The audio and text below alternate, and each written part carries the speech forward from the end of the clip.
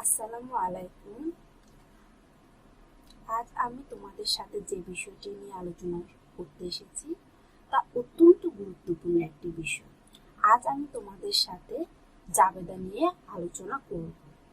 তবে আমি সরাসরি গাণিতিক সমস্যার মধ্যে যাব না।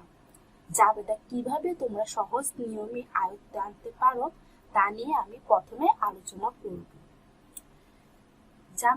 জাবেদা করার আগে তোমাদেরকে প্রথমে মনে রাখতে হবে জাবেদাগুলো প্রতিটি আর্থিক ঘটনার উপর করতে হয় এবং প্রতিটি আর্থিক ঘটনাকে দুটি পক্ষ হিসেবে নির্ণয় করতে হয়।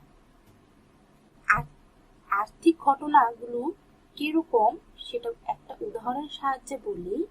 যেমন ধরো, রহিম করিমের বাসায় বেড়াতে গেল। এখানে কিন্তু কোনো অর্থ আদান প্রদান করা হয়নি, কিন্তু আমি যদি আবার এটা বলি যে রহিম করিমকে 100 টাকা দিল, সেটাতে কিন্তু আর্থিক লেনদেন হয়েছে। তো আমি যদি জাবেদা করতে যাই তবে 2 নম্বর যে অপশনটা রয়েছে আমি সেটা দিয়ে জাবেদা করব। এখন আর্থিক ঘটনাকে তোমার দুটি পক্ষ দিয়ে নির্ণয় করা হয়, তাহলে আমরা বুঝতে পেরেছি যে আর্থিক ঘটনা দিয়ে আমাদের জাবেদা করতে হবে। এখন আমরা বলবো এই হিসাবগুলোকে আমরা প্রতিটা চ্যাপ্টারই আমাদের মনে রাখতে হবে। হিসাবগুলোকে আমরা দুটি পক্ষে ভাগ করে নিব, একটি হলো ডেবিট পক্ষ আর একটি হলো ক্রেডিট পক্ষ। আবারও বলি, একটি হলো ডেবিট পক্ষ আর একটা হলো ক্রেডিট পক্ষ। মানে হলো এই আর্থিক লেনদেনগুলোকে আমি দুটি ভাগে ভাগ করে ফেলবো। ডেবিট পাশকে সবসময় মনে রাখবে বাম পাশ, ক্রেডিট পাশকে সবসময় মনে রাখবে ডান পাশ। এখন কোন কোন বিষয়গুলো ডেবিট হয় এবং কোন কোন বিষয়গুলো ক্রেডিট হয় তা আমি তোমাদের সাথে আলোচনা করছি। আমাদেরকে 4টি বিষয়ের উপর ডেবিট ক্রেডিট নির্ণয় করতে হয়। একটি হলো আয় ব্যয়, আয় আর ব্যয়, এদিকে দুটি। আরেকটি পক্ষ হলো দায় বা মালিকানা সত্ত্ব এবং সম্পদ।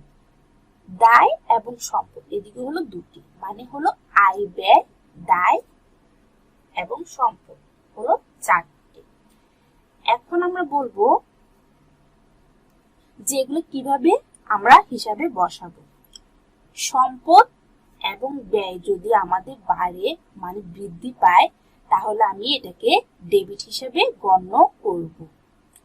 আর সম্পদ আর ব্যয় যদি কমে যায় মানে হ্রাস পায় তাহলে আমি এটাকে ক্রেডিট হিসেবে গণ্য করব। আবারও বলি, সম্পদ ব্যয় বাড়লে ডেবিট, সম্পদ ব্যয় কমলে ক্রেডিট। তারপর হলো আয় দায় বাড়লে ক্রেডিট, আয় দায় কমলে ডেবিট। আবারও বলছি, আয় দায় বাড়লে ডেবিট ক্রেডিট, আয় দায় কমলে ডেবিট। তোমরা এটাকে আবারও এভাবে বলতে পারো যে সম্পদ ব্যয় বাড়লে ডেবিট, আয় দায় কমলে ডেবিট।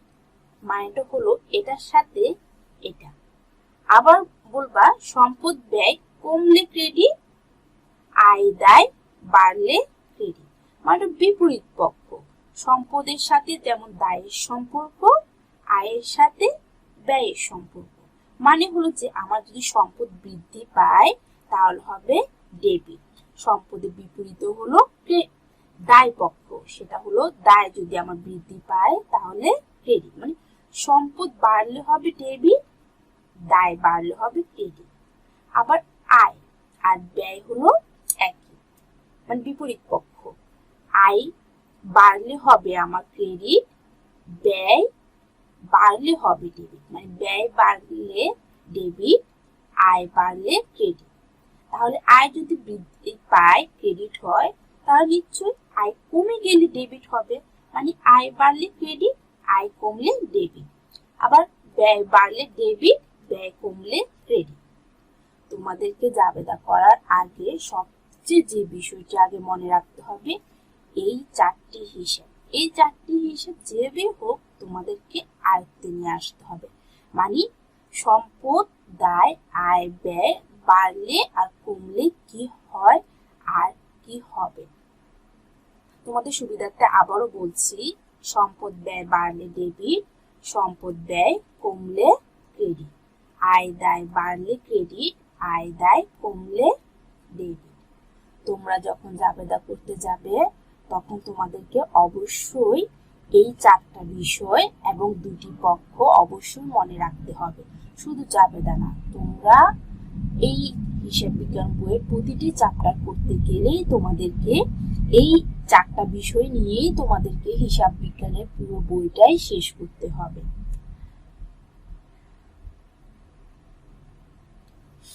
তো তোমরা এখন চিন্তিত হয়তোবা যে আচ্ছা, আয় ব্যয় কোন জিনিস, সম্পদ দায় কোন জিনিস, মানে কোন বিষয়গুলো আয় ব্যয় হবে, কোন বিষয়গুলো সম্পদ দায় হবে।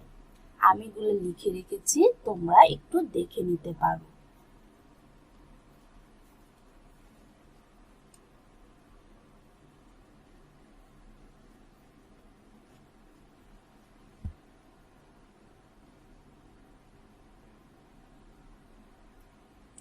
এখানে যে বিষয়গুলো আমি লিখে রেখেছি তা তোমরা যদি একটু মনোযোগ দিয়ে আয়ত্তে নিয়ে আসতে পারো তবে তোমরা অবশ্যই হিসাব বিজ্ঞান বইটি অনেক ভালোভাবে তোমরা করতে পারবে।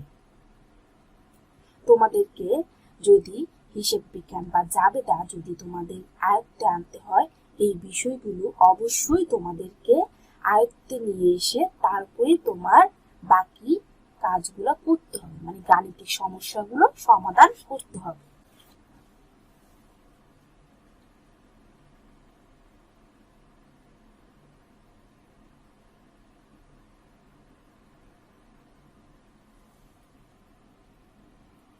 আমি এখানে আয় ব্যয় দুটি পাশাপাশি লিখেছি এবং সম্পদ দায় দুটি পাশাপাশি লিখেছি তোমাদের সুবিধাতে, যাতে তোমরা খুব সহজে এই বিষয়গুলো বুঝতে পারো।